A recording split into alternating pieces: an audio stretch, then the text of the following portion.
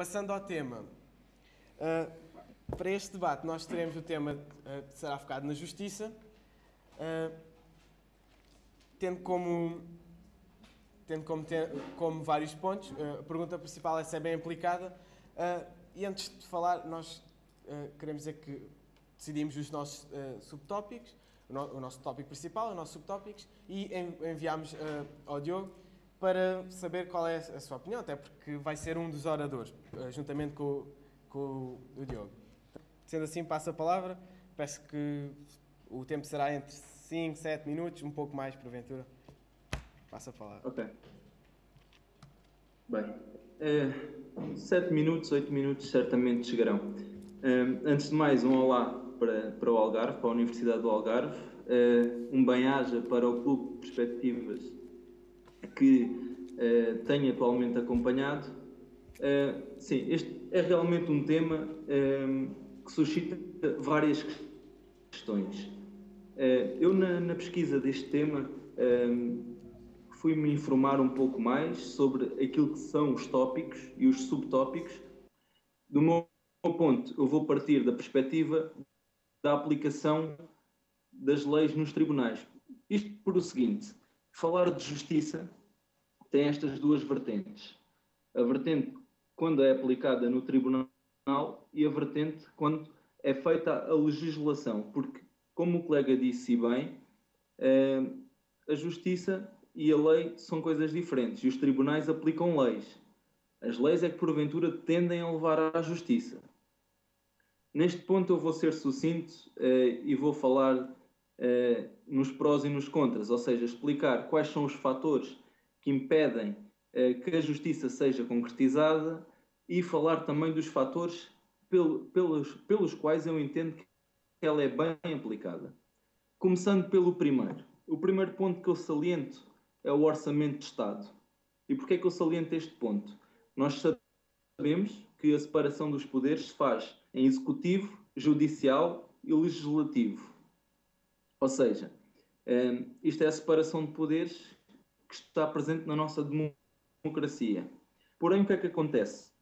Em Portugal, quem faz o orçamento de Estado, uma coisa que muitas vezes ouvimos falar na televisão e que recentemente foi ao Tribunal Constitucional, é feito pelo Governo. O Governo é um órgão executivo, ou seja, ele define o orçamento, ele elabora o orçamento. Qual é o problema em concreto do orçamento e na justiça? Como é que estes pontos se vão unir? Pelo seguinte raciocínio: se é o Governo que elabora o orçamento, logo é o Governo, enquanto órgão executivo, que vai dizer quais os valores com que a Justiça pode trabalhar, não é? E nós estamos numa época em que se assiste a múltiplos cortes, financia-se, por um lado, certos bancos, corta-se na educação, na justiça e noutras áreas. Portanto, há aqui uma interferência logo em primeiro plano que é exterior à justiça e à sua aplicação, que é o governo é que determina com que valor, com que dinheiro é que os tribunais vão trabalhar. Por isso temos 35 mil processos resolvidos. Portanto, é um saldo positivo contra um saldo negativo que operava em 1960. E último ponto, justamente para acabar, nos tribunais judiciais nós temos vindo a ver que em relação a 1980, onde entraram 487 mil processos, dos quais 382 mil foram resolvidos, contra os 800 mil processos em 2011, dos quais 768 foram resolvidos. Estamos a falar de uma taxa de mais de 90% de processos que foram resolvidos. O ponto oposto, ou seja, que a justiça em Portugal não é, de facto, bem aplicada. Eu defendo que a justiça não é bem aplicada e, na minha opinião, eu acredito mesmo que a justiça não é bem aplicada em Portugal. É comum vermos as pessoas dizerem que aqueles corruptos nunca vão ser presos ou que a justiça também se faz cá fora. Isso é influenciado por várias dificuldades que as pessoas têm quando se fala de justiça. Em primeiro lugar, uma dificuldade de informação, porque muitas vezes, devido há muita burocracia e há dificuldade de compreensão, as pessoas têm de contactar advogados para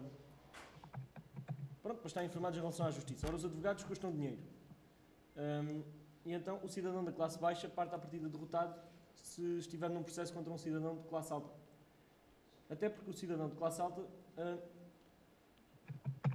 consegue fazer manobras que levam sempre à impunidade judicial. E aí já tenho um exemplo que vou falar mais à frente. Os arrastamentos processuais não são por acaso. As pessoas, quem tem mais dinheiro, consegue pagar os advogados durante mais tempo e impõe mais recursos, interpõe mais recursos. Tenho o caso do Isaltino Moraes, conseguindo ganhar os processos às pessoas de classe mais baixa.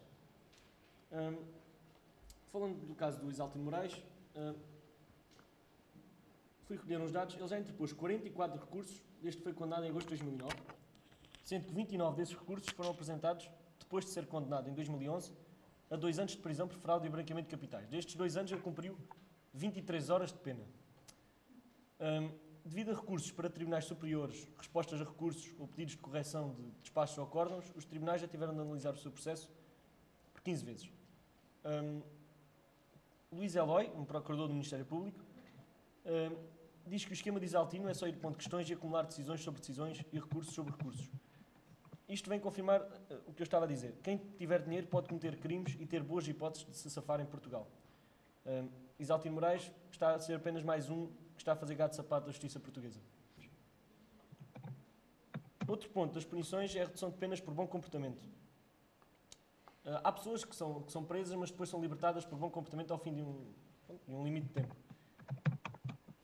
Essa pessoa não cometeu um crime, não recebeu uma pena dentro da lei sentenciada por um juiz. Então é o bom comportamento que essa pessoa tem na prisão que apaga o mau comportamento, o comportamento ilícito que fez cá fora? Não me parece. Passando para outro ponto da corrupção. Quase tudo o que sabemos sobre a justiça é-nos transmitido pelos médias, sejam eles televisão, rádio ou imprensa. É óbvio que estes meios de comunicação têm a capacidade, e utilizam-na, de manipular aquilo que emitem. No entanto, eu não concordo que a comunicação social transmita uma imagem errada do Estado da Justiça portuguesa. Isto porquê? Porque eles têm a obrigação de informar a sociedade sobre os temas fortes da atualidade. É normal que sejam mais falados os casos em que a Justiça falha. Isto porque os falhanços da Justiça deviam ser anormais e não a regra. Duas questões fundamentais que foram um bocado abordadas nos subtópicos. Primeiro, em que circunstâncias é que as escutas são aceitáveis? Se isso está definido pela lei e se nos puderes explicar em que circunstâncias são aceitáveis, falo. E depois, porquê é que as jurisprudências se sobrepõem normalmente ao espírito da lei? E porquê é que tantas vezes isso acontece? E se isso não é contraproducente? Ok. Obrigado pelas perguntas, não é? Quanto à prova, há muitos tipos de provas. Há a prova testemunhal, há a prova documental e há também as escutas, as chamadas escutas. Todas elas têm um grau diferente de relevância, não é? As escutas da personalidade da pessoa que não podem ser invadidas. Uma delas é a vida privada. Ora, as escutas, em primeiro lugar, não são feitas pelos tribunais, são feitas por um órgão de polícia judicial. Neste caso, e no exemplo que foi avançado, pela PJ, creio que foi, em relação ao Pinto da Costa. Ora, a PJ, para fazer as escutas, precisa do mandato de um juiz.